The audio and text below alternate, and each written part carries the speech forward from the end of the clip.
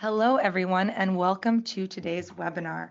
I'm Maddie Buras from Custora's marketing team, and I'm very excited to be here today with Nitika Sheth, who is the Director of Product at Custora. Nitika is going to be chatting through how the CMO is the voice of the customer in an organization and how the CMO can really champion using insights across teams. So I'm very pumped to be here with you today, Nitika, because you've been at Custora now for exactly 4 years, I believe. Prior to her work at Custora, Nitika also worked in management consulting and worked at Chanel. And prior to working in product at Custora, you were actually on the customer success team. So you were actually working as a strategist for retail marketing teams. So before we jump in, just a little bit of housekeeping.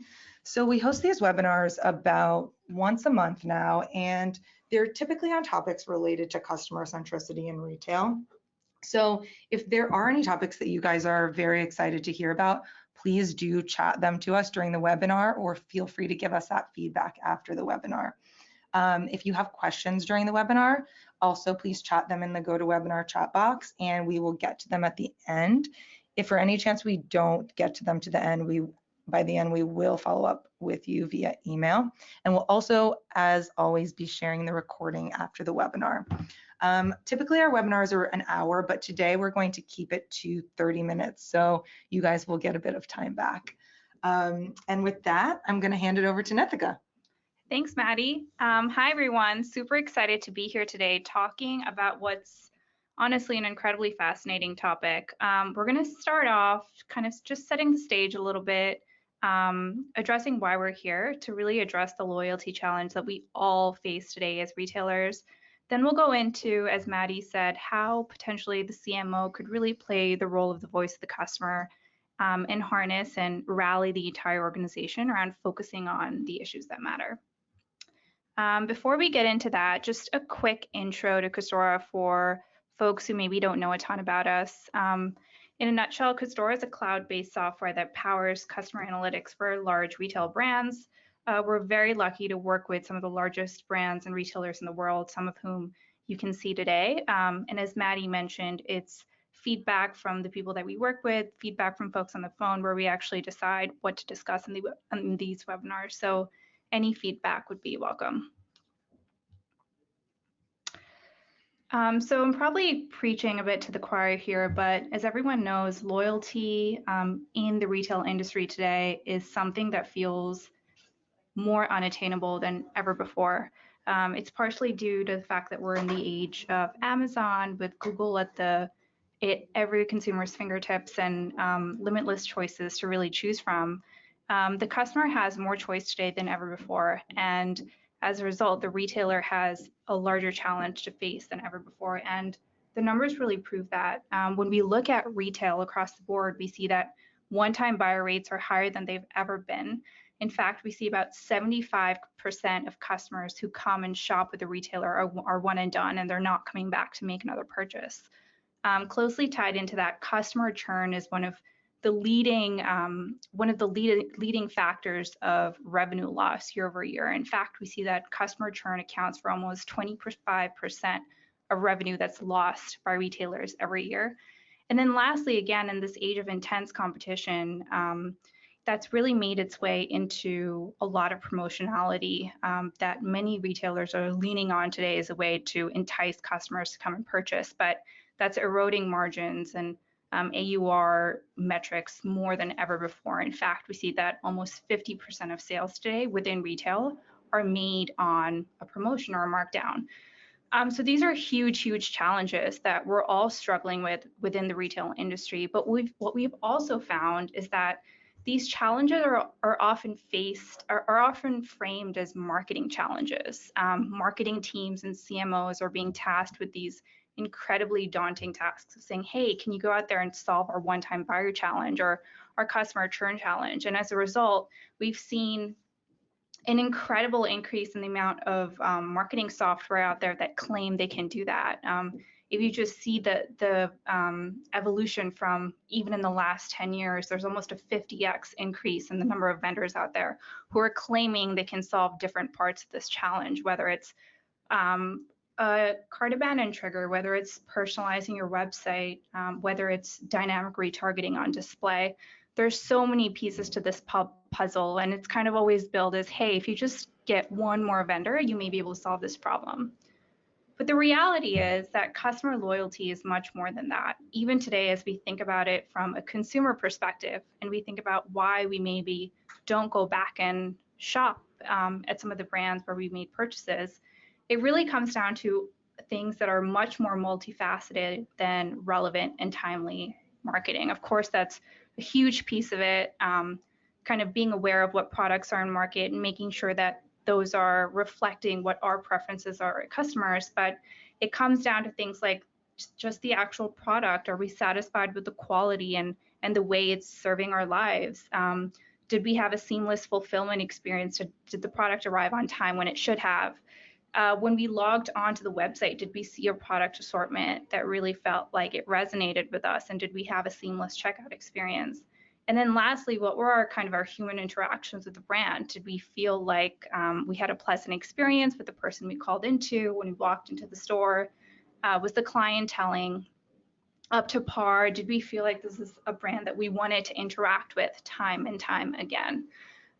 So this is a complex problem. There's a lot of different factors that are coming into a consumer deciding whether they're going to come back and make another purchase or whether they're going to churn. And what we found is the retailers that we work with that are tackling this problem in the most successful way today are recognizing that this is a multifaceted problem. It's not just a marketing problem. And they're really putting in place a command center of sorts to take control of the issue and to feed the relevant data across different organizations. And the CMO is often playing this role at the center of the command center. So whether it's catalog data, online data, web engagement, emailing engagement, really harnessing the power of all that data, and then pushing it not only to the relevant channels for marketing needs, but pushing it to the relevant teams and stakeholders who need to know the relevant information in order to make the decisions they need to across the customer service teams, the clienteling teams, the product assortment, et cetera. The goal here is so that we can really change the conversation a bit, right? Like, how does this resonate with folks on the phone where things have felt like this for years, where we're investing in customer data, things still feel haphazard, but we've invested in all these marketing technology tools, but things just aren't coming together. Our one-time buyer rates are still incredibly high. To changing the narrative a little bit so it starts to look like this, where the folks at the helm of the command center can come and say, hey, we're actually seeing that our one-time buyer rate is up. And the people who are driving that are full price fashion shoppers. These are the people we really, really care about cultivating week to week. And then the cross-functional kind of SWAT team can come together and rally around solving that problem. So whether it's marketing saying, we can fast track that site personalization initiative and also launch clienteling outreach, or it's merch coming in and saying, okay, that makes sense. Let me look at my new arrivals to see how maybe we can influence product assortment to make sure full price fashion shoppers aren't falling off the cliff.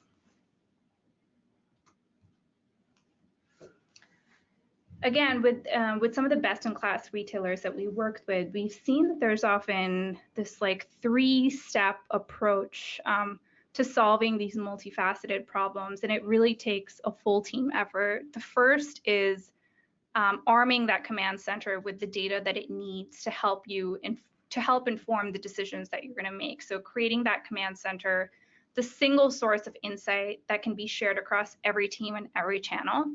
Number two is actually creating alignment around teams, across specific initiatives. So what we may find once we have all the data is that we do have a one-time buyer challenge, we do have a churn problem, we do have a cultivation problem. We can't solve everything at once. What are the opportunities we really want to rally around and make sure we can come together and prioritize on? And then lastly, creating realistic, feasible plans is a key part of tackling these problems in an efficient and tactful way. So using the command center to help inform based on the constraints and the limitations of our organization today, whether it's creative bandwidth, whether it's resource bandwidth in terms of the number of people on teams, whether it's technology bandwidth, really being honest about that and coming to a plan with what to do next.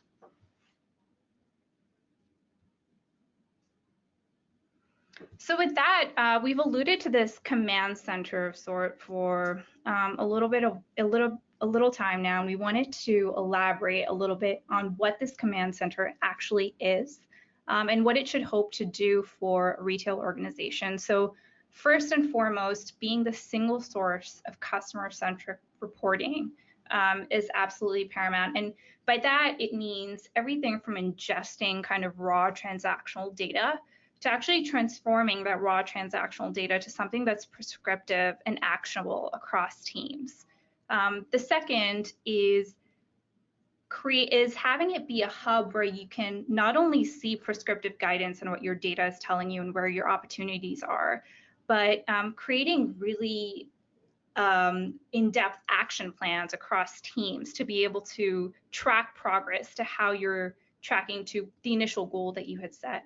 And lastly, making those action plans as feasible as possible and intuitively connecting data to the channels where you're actually going to be executing these things. What we often see today is not that. When you look at what a typical CMO level kind of dashboard or metrics reporting tool looks like today, it's very channel oriented and it's really predominantly focused on channel performance metric tools like open rates, click-through rates, conversion rates. How does that show across channels? What are my CPCs? This is not to undermine the importance of these metrics at all. They're incredibly impactful, but what we often find that in the mountain of these channel-specific metrics, what the CMO tends to lose track of is the bigger picture challenges that retail organizations are facing, like the one-time buyer challenge, really understanding what is our early repeat rate, how has that been trending over time, how does that change for different segments of our customers, how does that change based on the different kinds of products they're coming in and purchasing. So what if the world looked like that today, where not only could you see how specific channels are performing, but you could see really mission critical business metrics like what your gross margin goal is, how that's tracking by key customer segments, what your customer segment breakdown looks like in terms of life cycle, how many new and active customers are you acquiring, how many of them are lost. Looking at metrics, again, relating back to those key business challenges like one-time buyer and churn through the lens of early repeat rate.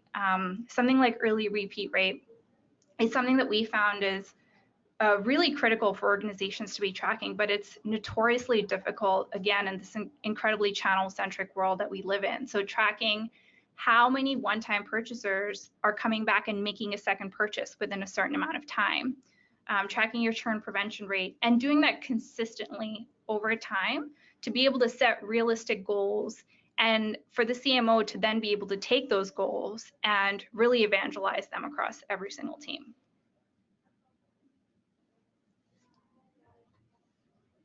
So with that, we went through this a little bit in terms of the 3 key steps that we talked about before, but what we found is that the best organizations in the business follow a really coordinated cross-functional process for tackling these big customer business challenges, again, with the CMO and the command center at the center of everything. So mobilizing the entire organization, rallying around these big customer challenges that need to be tackled, formulating strategy again on a cross-functional basis. So not just what is our marketing email calendar going to look like, but how are we going to change our merch assortment and our clienteling strategy and our customer service experience to make sure we're tackling these challenges.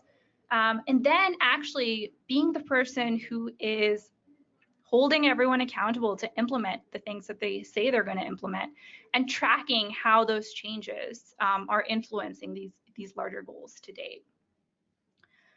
So with that, we have a poll coming up, which we'd love to get everyone's thought on. So the question is, who in the organization, in your organization today, is in charge of big customer challenges like churn, one-time buyer, or cultivation? And we'll give you guys a couple minutes just to enter that in.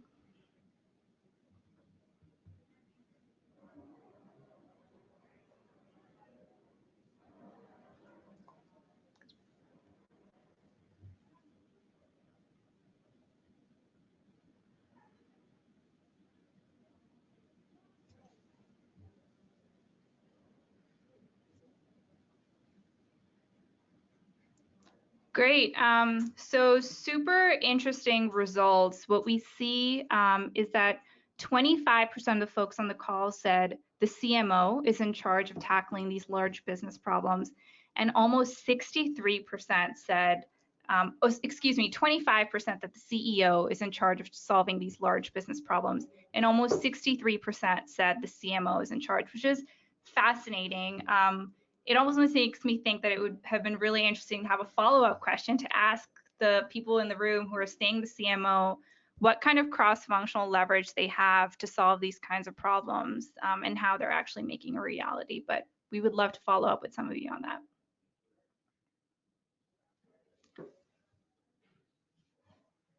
Great. So with that, we've been talking about this this cross-functional perspective a lot, and how the CMO can be the voice of the customer, really be the person that's evangelizing customer centricity, helping answer the right questions that folks have across the organization. And we thought it would be helpful to kind of bring to life what some of those conversations could actually start to look like in this world with a new customer-centric command center.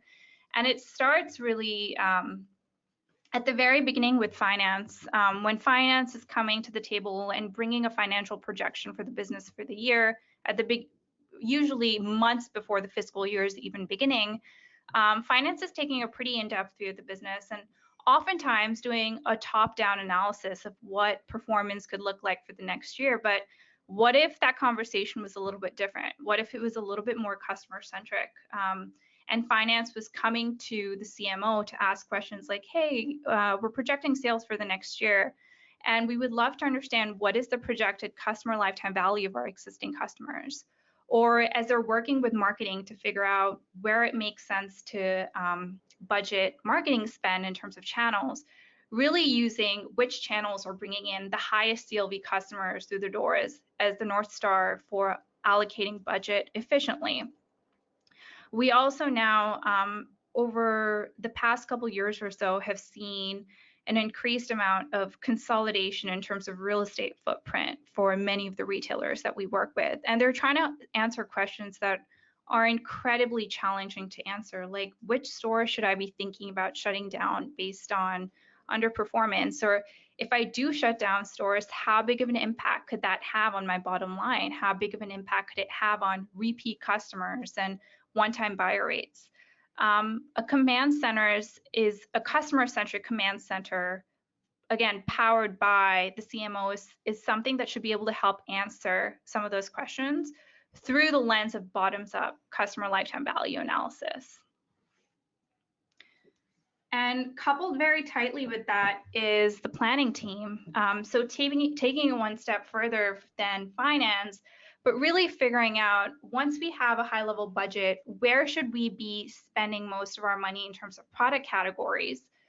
Customer centricity can be really powerful here too. So when I'm deciding which product category to allocate money into, can the command center help them understand which products are actually bringing in the highest value customers, and therefore it makes sense to kind of budget more money there? Or what are the predicted product affinities for the different folks in our customer base, and where are they really over and under indexing? And then lastly, again, with a lot of the conversations around smarter promo and markdown planning, really understanding which products does it make sense to mark down. If we think about our customer base broken out by key customer segments like full price shoppers, discount seekers, discount opportunists, which products are those different customer segments purchasing? The last thing as a retailer we want to be doing is marking down products that full price shoppers are going to go and buy anyways on full price and eroding margins.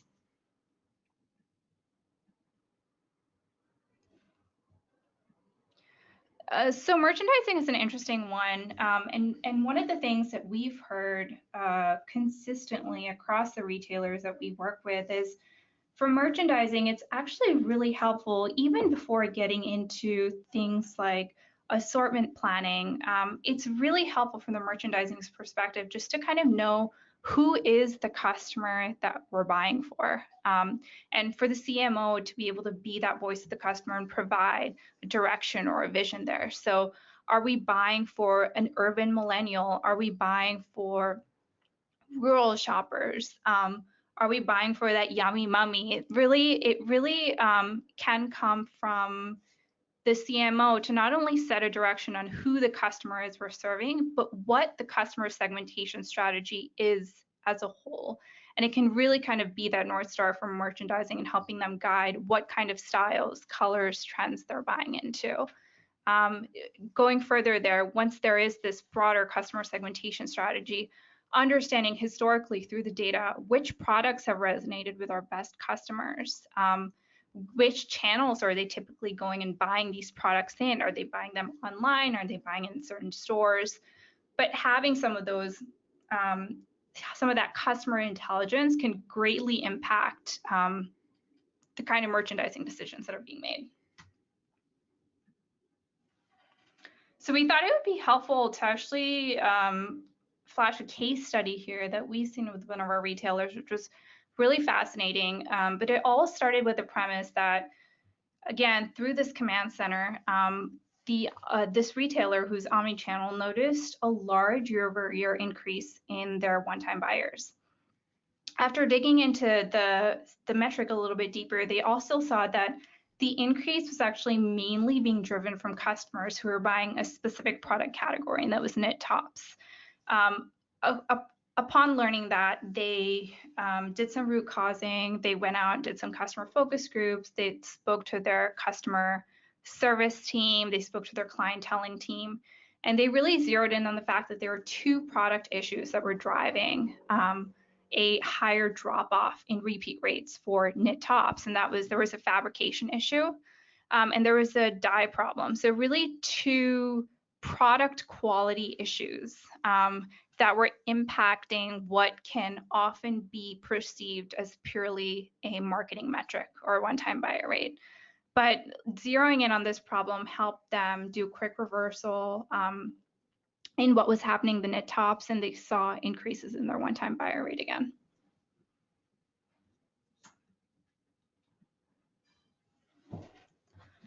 So customer service is an interesting one because it's one that really lends itself well to how customers interact with your brand on a very human level. And it's an interesting way to kind of combine data and historical trends and predictive analytics to how folks on the phone or in stores are doing their jobs better.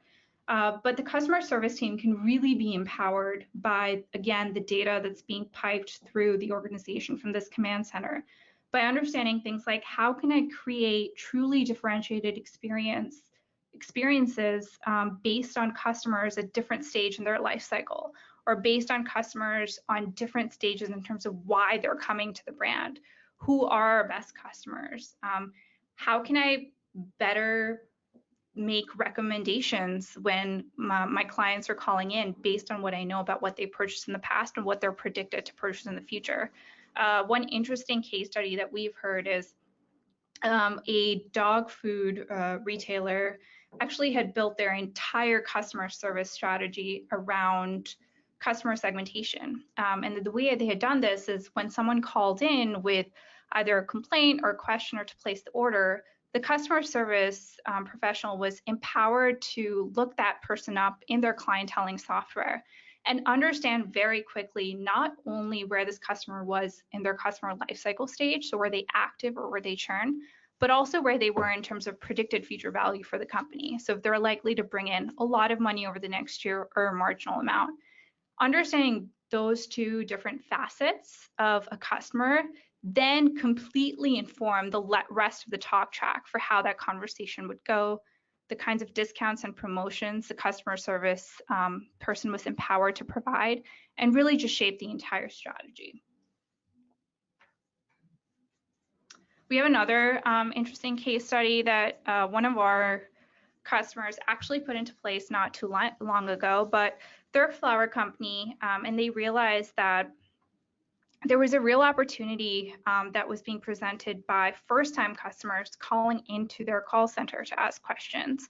They started pushing a lot of the predictive insights that I mentioned into their call center software that was being used by these professionals on a daily basis.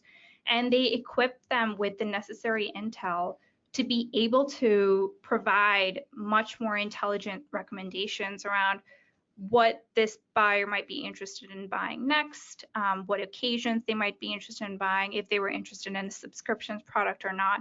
But again, customer analytics and predictive analytics really driving and empowering these professionals to make much smarter recommendations moving forward. So with that, we're coming to near the end of the webinar, but before we leave you, we wanted to ask one last poll question. And that is, how would you think about prioritizing between different customer challenges like churn, acquisition, or a one-time buyer problem? So A, doing a root cause analysis to uncover where the quickest, easy wins are. B, using a benchmark analysis to see where you may be lagging behind other industry competitors. C, doing some quick opportunity sizing based on lost amount of revenue year over year. Or D, optimizing for all channel metrics and hope for the best.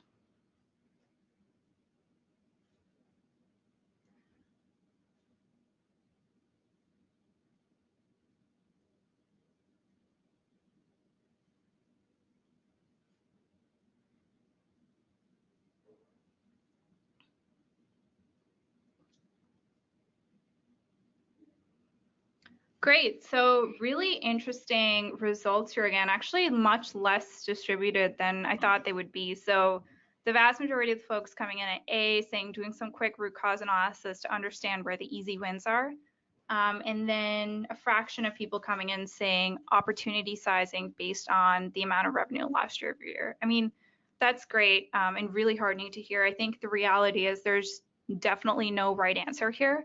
And also the right answer is probably doing a combination of all of the above.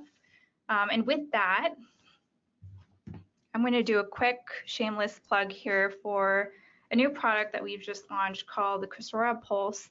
And it's really aimed at answering some of the questions we just went through in the poll. So helping teams quickly benchmark business performance against your most relevant competitors, and using that as a diagnostic tool to understand where the largest opportunities may be and where to focus and kind of harness customer analytics to focus on next.